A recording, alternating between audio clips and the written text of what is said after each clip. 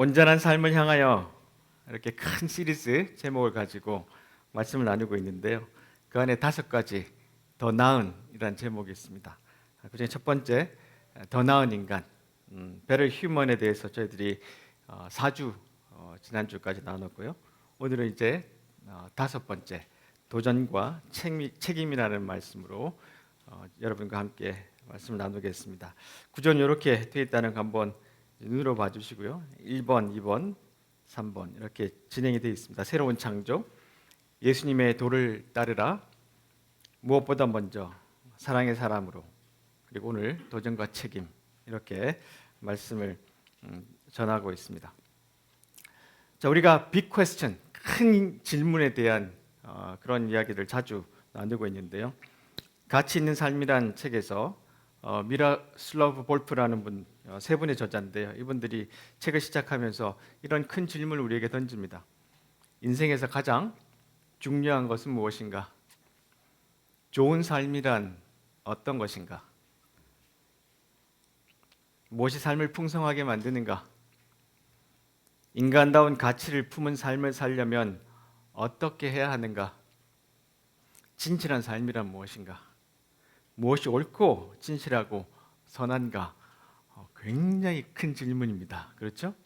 이런 질문들을 우리가 쉽게 대답할 수 없다는 것, 우리가 잘 알고 이 책에서도 그렇게 이야기를 하고 있습니다. 그러면 우리가 어떻게 이 질문들에게 대답할 수 있을까?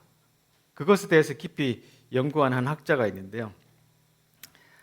알레스테어 맥킨타이어라는 분이 스코틀랜드에서 태어난 철학자인데, 이분이 이제 공동체주의 그리고 이 덕에 대해서 아주 깊이 연구한 철학자입니다. 이분이 쓴 덕의 상실이라는 책에서 그가 이런 말을 합니다. 나는 무엇을 해야 하는가? 라는 질문은 나는 어떤 이야기 혹은 어떤 이야기의 일부로 존재하는가?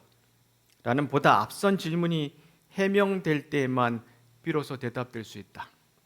이게 무슨 말이냐면요. 근대 철학에서는 사람들이 세상에 홀로 태어나서 자기 스스로 판단할 수 있고 이성적인 존재고 모든 것을 행할 수 있는 자유로운 존재라고 규정을 했어요. 근데 그러다 보니까 점점점 세상이 엉망이 돼가는 거예요. 그래서 이 공동체주의 철학을 하시는 사람들이 깊이 연구해 보니까 사람은 태어날 때부터 홀로 개인으로 태어나지 않는다는 거예요. 여러분, 우리 여기에 한국 사람으로 대부분 사람들이 태어났죠. 그리고 우리가 태어나면서도 지역적으로 어느 곳에서 태어나죠. 어떤 부모님에서 자라죠. 자, 이런 것들이 우리를 이미 결정해 놓고 있기 때문에 스스로 무엇을 판단하고 결정한다는 것은 착각이라는 거예요. 우리는 큰 이야기 속에서 살고 있어요. 한국 사람이라는 이야기. 그렇죠? 그리고 다른 또 여러 가지, 저는 경상도 이렇게 유교, 불교가 강한 종갓집에서 자랐어요. 이런 이야기 속에서 이미 살고 있는데 그 이야기의 일부로 내가 어떻게 살고 있는가를 이해해야지만 앞에 큰 질문에 대해서 답을 잘 할 수 있게 된다는 겁니다. 그래서 홀로 판단하고 혼자만 이렇게 진공 상태에서 뚝 떨어져 있는 사람은 존재하지 않고 있다는 것을 이 맥킨타이어가 말하고 있어요. 지금 이 이야기를 제가 하는 이유는 제가 첫 번째 말씀을 나눌 때 우리 그리스도인들은 큰 서사 속에 살고 있다. 천지창조부터. 그리고 예수님이 오셔서 우리가 예수님 본을 따라 살아가는 큰 이야기 속에 있다. 그 이야기를 말씀드렸잖아요. 이 기초 위에 우리가 서 있어야만 우리가 살아가는 방향을 정확하게 알 수 있고 내가 서 있는 곳을 판단할 수 있고 목표를 따라 계속해서 나아갈 수 있게 된다는 겁니다. 그리스도인들이 역시 하나의 참된 이야기, 큰 서사가 존재한다고 믿어요. 우리는 이것을 창세기부터 쭉 믿고 있습니다.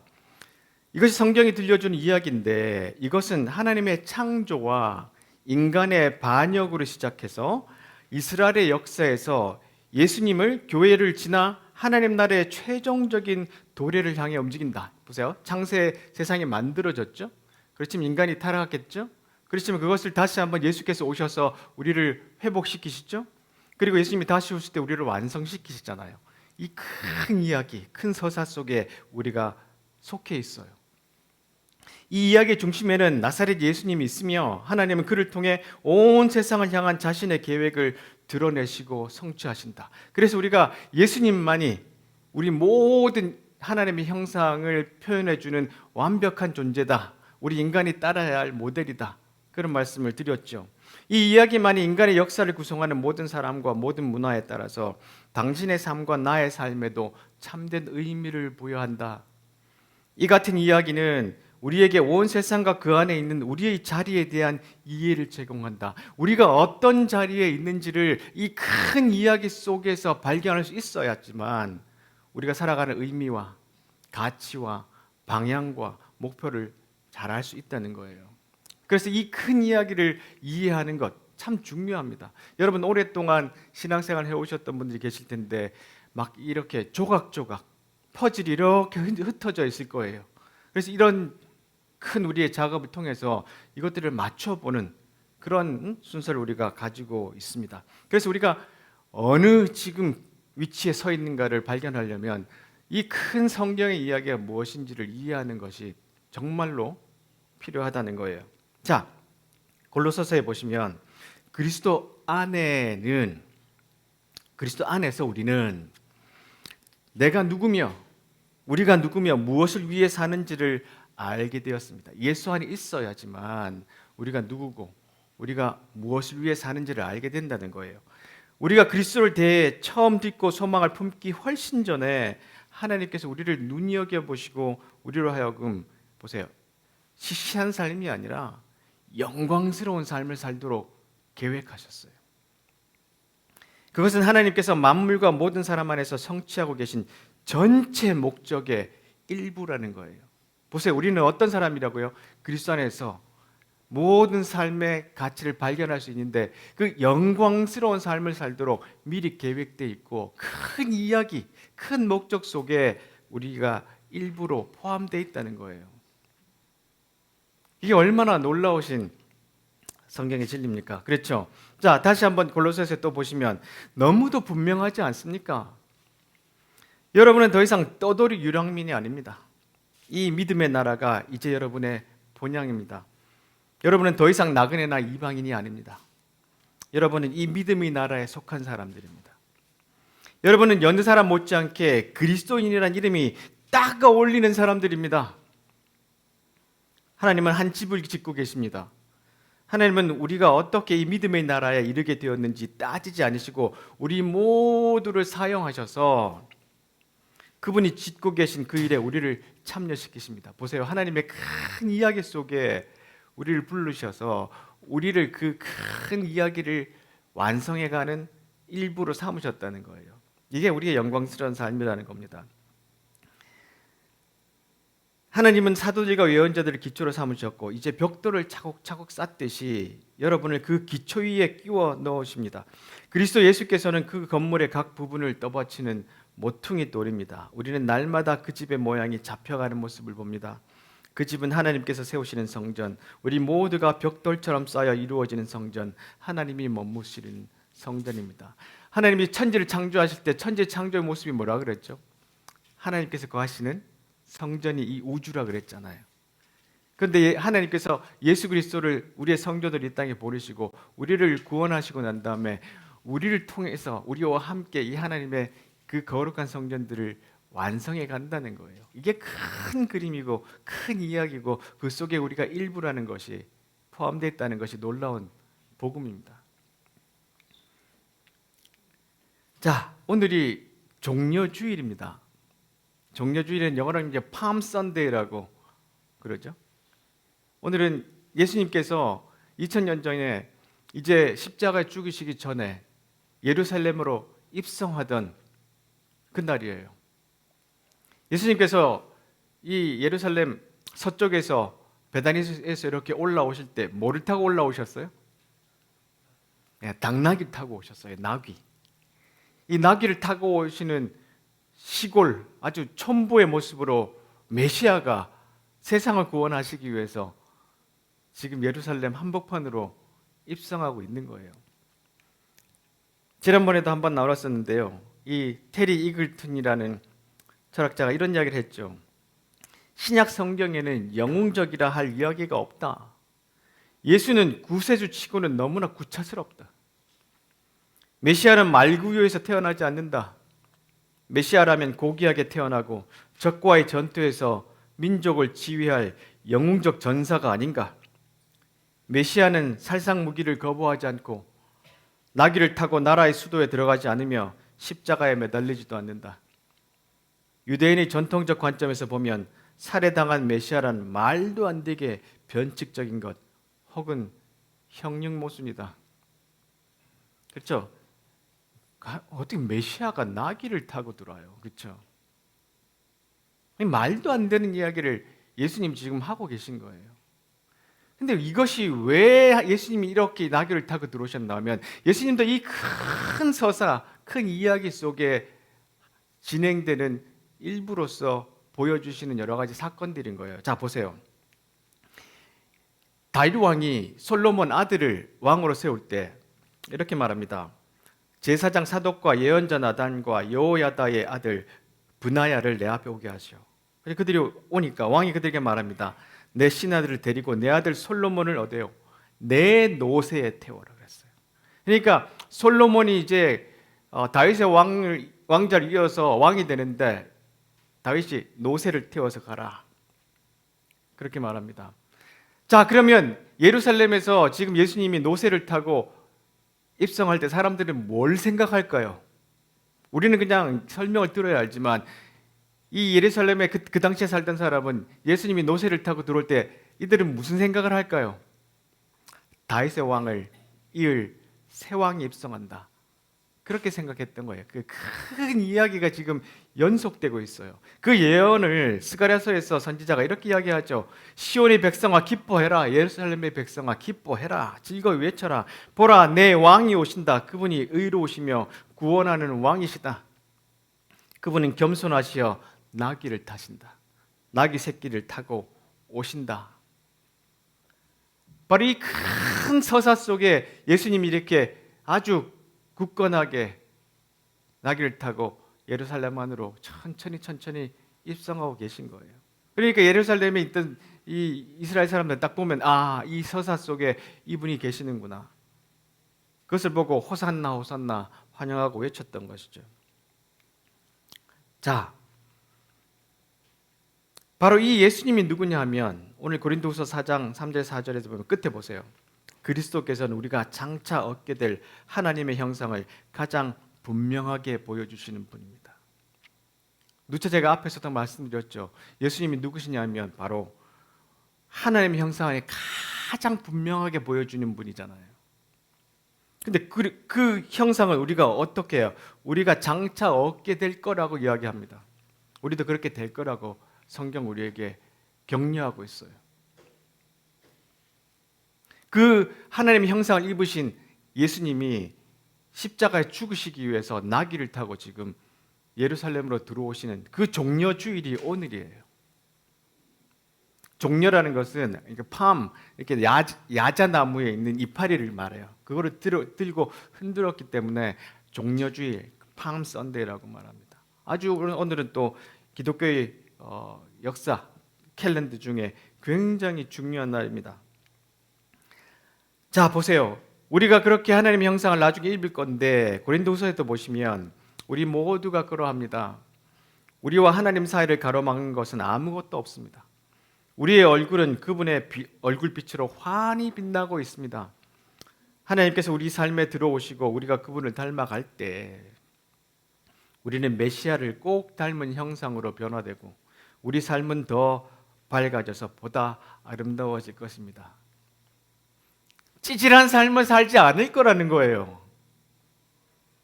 별 볼 일 없는 삶을 살지 않게 될 것이라고 성경 우리에게 약속하고 있습니다. 그리스도인이 되면 영광스러운 삶에 초대하시는 것이고 그 삶을 살 수 있도록 우리를 격려하시고 인도하시고 마침내 하나님의 형상을 입은 그리스도처럼 우리도 그렇게 될 것이라고 우리에게 또한 약속하고 있습니다.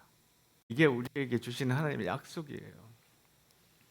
우리 같은 하찮은 존재들을 구원하셔서 이 삶으로 초대하시고 참여시키시고 우리를 그 형상으로 바꾸시겠다는 것이 놀라운 은혜의 복음입니다. 복음입니다. 그렇죠? 우리는 그런 형상으로 변화되고 우리 삶이 점점 더 밝아져서 아름다워질 것인데 보세요. 이 착한 일을 시작하시니까 어떻게 해요? 예수의 날까지 우리를 이루실 것을 확신하노라. 이게 믿음이에요. 지금은 좀 형편이 어려워도 힘들어도 꺾이지 않고 절망하지 않고 낭망하지 않고 주님의 약속을 따라 계속하게 굳건하게 나아가는 것, 용기 있게 나아가는 것, 이것이 믿음이에요.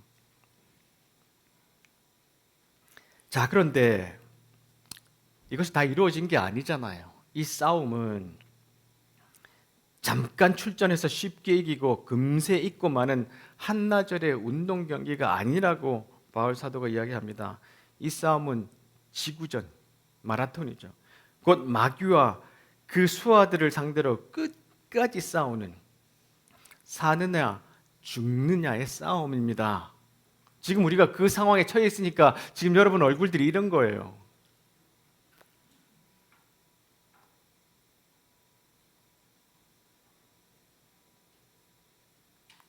계속 싸우다 보니까 지치기도 하고 힘들기도 하고 포기하기도 하고 그러다 보니까 약속에 대한 확신도 희미해지고 이 삶이 점점 무거워서 그냥 여기에 매달려 있는 그런 세상과 다름없이 살아가는 사람들로 보이는 거예요. 죽느냐 사느냐의 싸움이다. 그만큼 이 싸움은 쉽지 않은 싸움이다. 이렇게 말하고 있습니다. 쉽지 않아요. 쉽지 않습니다. 자, 그래서 바울 사도는 우리에게 말합니다. 이 싸움을 싸우는 가운데 스스로를 점검해 보십시오. 내 모습이 지금 어떤지. 여러분은 자신의 믿음 안에서 흔들림이 없는지 스스로 확인해 보고 모든 것을 당연한 것으로 여기며 적당히 지내는 일이 없게 하십시오. 여러분 자신을 주기적으로 점검하십시오. 여러분에게 필요한 것은 예수 그리스도께서 여러분 안에 계신다는 전해 들은 이야기가 아니라 직접적인 증거입니다. 누가 말해준 정도가 아니라 내 삶 안에 예수께서 살아 계신다는 것이 내 삶으로 증명이 돼야 된다는 거예요. 이런 간증이 우리 속에 날마다 있는 삶을 살아야 우리의 삶도 살죠. 그 증거가 있는지 시험해 보십시오. 만일 그 시험에 실격했다면 방법을 강구하십시오.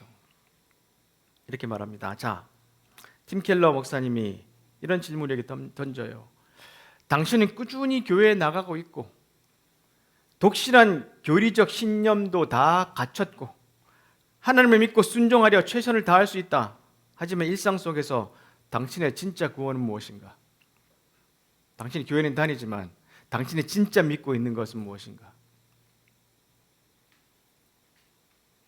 당신은 정말 무엇을 위해 살고 있으며 믿는다고 고백하는 말로 하는 신 말고 당신의 실제 신은 누군가? 당신이 진짜로 믿는 게 뭔가? 당신이 진짜로 예배하고 있는 것이 뭔가? 그것을 점검해 보라는 거예요. 톰 라이트 주교가 우상의 시대 교회의 사명에서 이 시대를 우상의 시대라고 규정을 했습니다. 여러분 우리는 지금 어디 가서 신상에 절하고 그러지 않잖아요.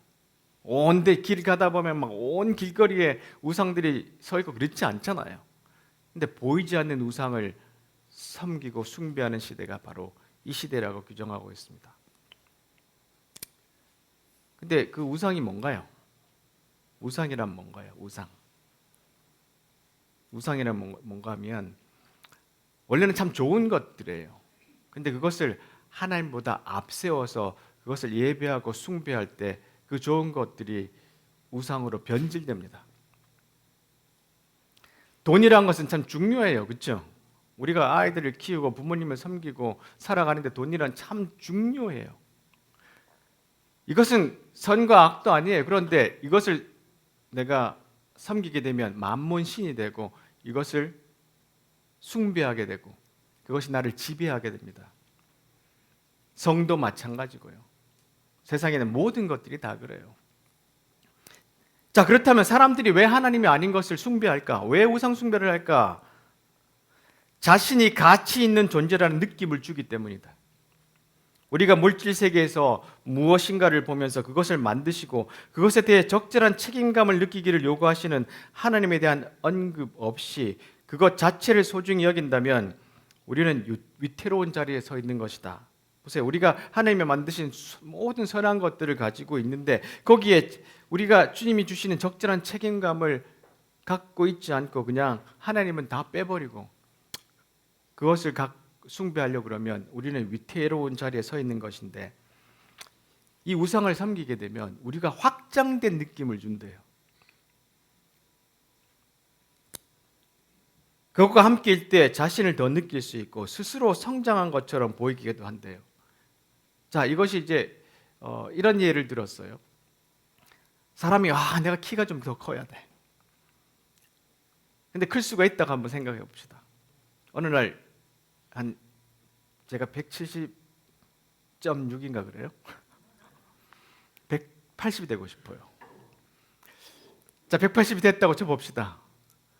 그리고 나면 주위에 둘러보면 누가 보여요? 185가 보입니다. 그럼 저는 뭐가 되고 싶죠? 190이 되고 싶어요.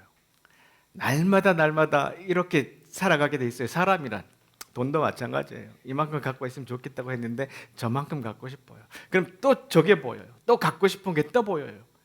이런 것들이 나를 점점 타락하게 만드는데 보세요. 갈라디아서에 이렇게 자기가 우상 숭배하여 마음대로 살려고 하면 여러분의 삶이 어떻게 될지 분명해 보인다. 사랑 없이 되풀이되는 값싼 섹스, 악취를 풍기며 쌓이는 정신과 감정의 쓰레기, 과도하게 집착하지만 기쁨 없는 행복, 껍데기 우상들, 마술쇼 같은 종교, 편집증적 외로움, 살벌한 경쟁, 모든 것을 집어삼키지만 결코 만족할 줄 모르는 욕망, 잔인한 기질, 사랑할 줄도 모르고 사랑받을 줄도 모르는 무력감, 찢겨진 가정과 찢겨진 삶, 편협한 마음과 왜곡된 추구, 모든 일을 경쟁자로 여기는 악한 습관, 통제되지도 않고 통제할 수도 없는 중독, 이름뿐인 꼴사나운 공동체. 우리가 이렇게 우상을 섬기고 나면 이렇게 변질이 된다는 거예요. 점점. 왜 그러냐면 내가 만든 신에서 팀 켈러 목사님 이런 이야기를 해요. 우상이 우리 마음을 장악하면 결국은 성공과 실패와 행복과 슬픔의 정의가 몽땅 변질된다. 아까 뭐랬죠? 우상은 원래는 좋은 것이었어요. 그렇죠? 근데 이것이 우리의 마음을 장악하면 어떻게 된다고요? 우리가 원래 선한 것이라고 믿었던 모든 것이 다 변질된다는 거예요. 그게 우상의 숨겨진 속성이에요. 우상의 기준대로 현실이 재정이 되고 전능하신 하나님의 사랑과 인내와 긍휼은 누가 보기에도 선한 것이다. 그런데 우상 때문에 민족의 세력과 위상이 궁극적 선이 되면 거기에 방해되는 것은 당연히 다 악으로 변한다. 예를 들면 전쟁으로 이야기할 수 있겠죠. 지금 민족의 세력, 러시아 같은 경우도 마찬가지입니다. 이번에 푸틴이 거의 86%인가요? 그리고 5선에 당선이 됐어요. 이게 우상을 섬긴다고 했다는 극명한 태도입니다. 세상에. 근데 그것만 그렇습니까? 전 세계 다 그런 것이 있죠. 그분이 이스라엘의 적을 멸하지 않으신 것은 사랑이 많으셔서인데 우상 때문에 요나에게는 그 사랑까지도 악한 것으로 보였다. 요나는 하나님의 그 사랑을 볼 수 없도록 자기 마음이 우상으로 변질되어 있었던 거예요. 결국 악을 선이라 하고 선을 악이라 하는 게 우상 때문에 가능해진다는 거예요.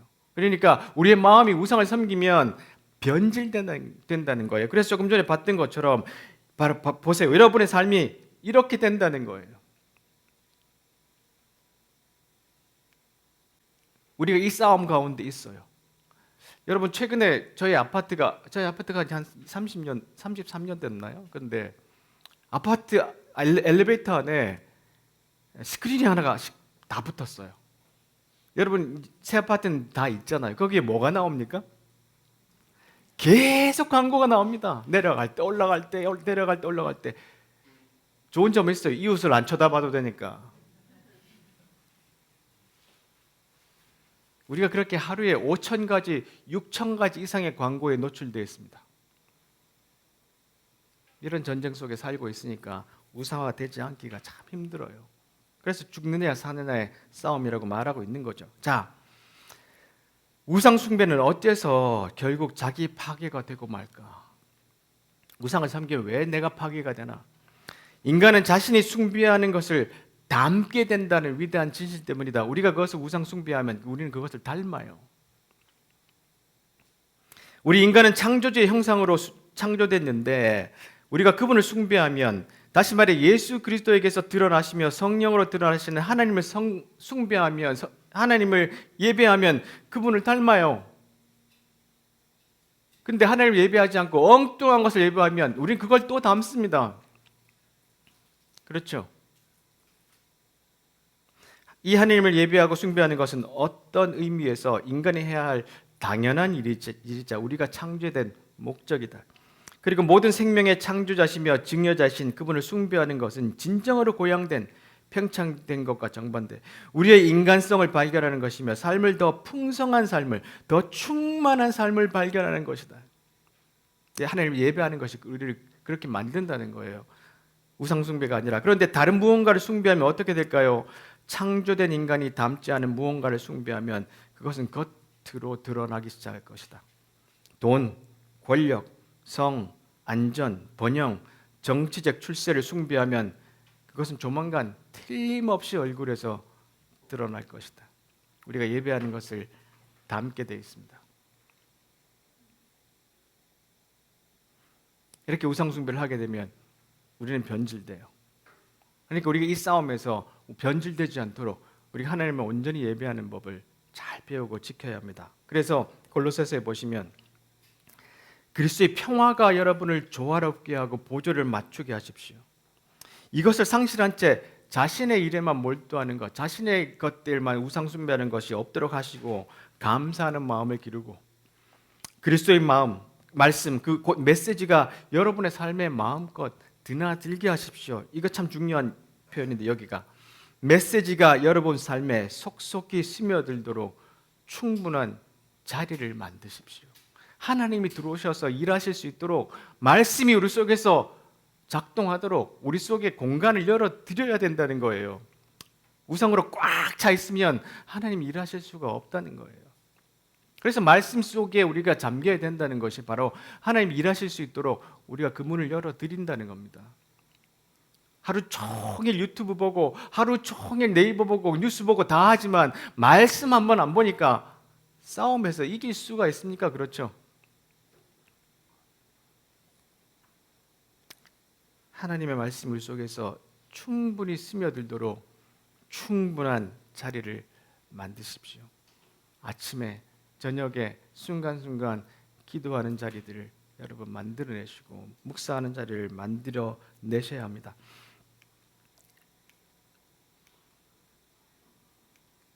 네.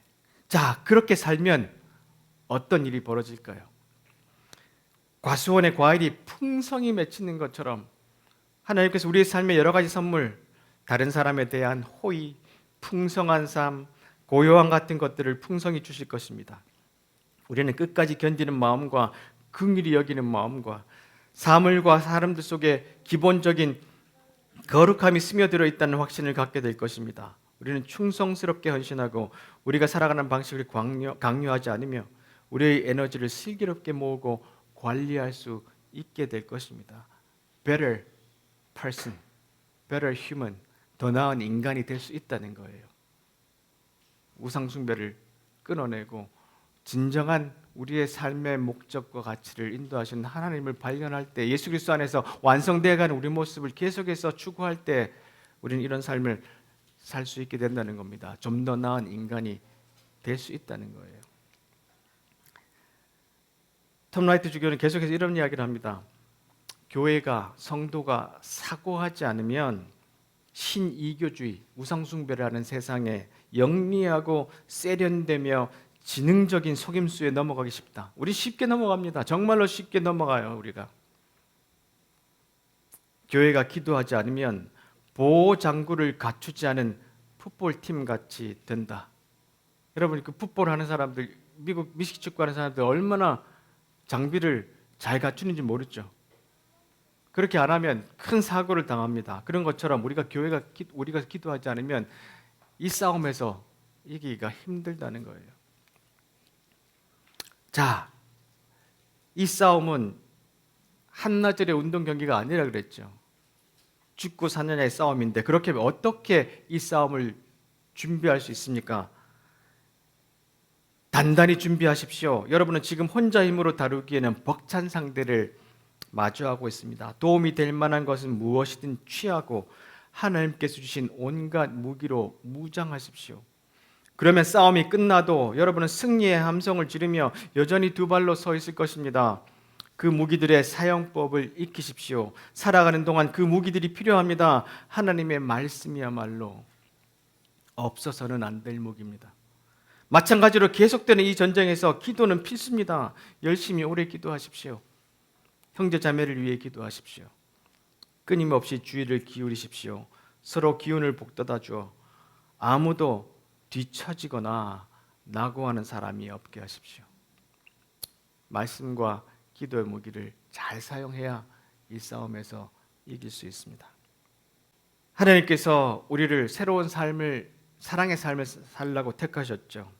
그래서 여러분에게 골라주신 새 옷, 예수님이라는 새 옷, 긍휼과 친절과 겸손과 온화함과 힘과 자제심의 힘, 이것은 바로 또한 산상수훈 팔복과 비슷합니다. 평안한 마음을 유지하고 높은 자리가 아니어도 만족하며 기분 상하는 일이 있어도 재빨리 용서하십시오. 주님께서 여러분을 용서하신 것 같이 여러분도 신속하고 완전하게 용서하십시오. 그 밖에 다른 무엇을 입든지 사랑을 입으십시오. 사랑이야말로 여러분이 어떤 경우에든 기본적으로 갖춰 입어야 할 옷입니다. 사랑 없이 행하는 일이 절대로 없도록 하십시오.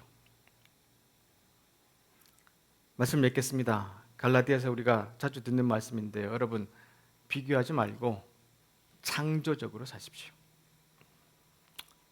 누군가가 죄에 빠지거든 너그러운 마음으로 그를 바로 잡아주고 비판의 말을 아끼십시오. 여러분도 하루가 지나기 전에 용서가 필요하게 될지도 모릅니다. 눌린 사람들에게 몸을 굽혀 내미십시오. 그들의 짐을 서로 나누어짐으로 그리스도의 법을 완성하십시오. 자신이 너무 잘나서 그런 일을 할 수 없다고 생각한다면 여러분은 대단한 착각에 빠진 것입니다. 여러분 자신이 어떤 사람이며 여러분에게 맡겨진 일이 무엇인지 조심스럽게 살핀 다음에 그 일에 몰두하십시오. 우쭐대지 마십시오. 남과 비교하지 마십시오. 여러분은 저마다 창조적으로 최선의 삶을 살아야 할 뭐가 있다고요? 책임이 있습니다. 오늘 말씀의 제목이 도전과 책임입니다. 앞에 도전 이야기를 많이 했습니다. 근데 우리가 항상 망각하고 쉽게 잊어버리는 것이 뭐냐면 우리는 그리스도인으로 살아야 할 책임이 있다는 겁니다. 우리를 구원해 주신 십자가에 죽으신 예수 그리스도가 우리를 인도하시는 그 은혜가 우리에게 큰 책임을 요구합니다.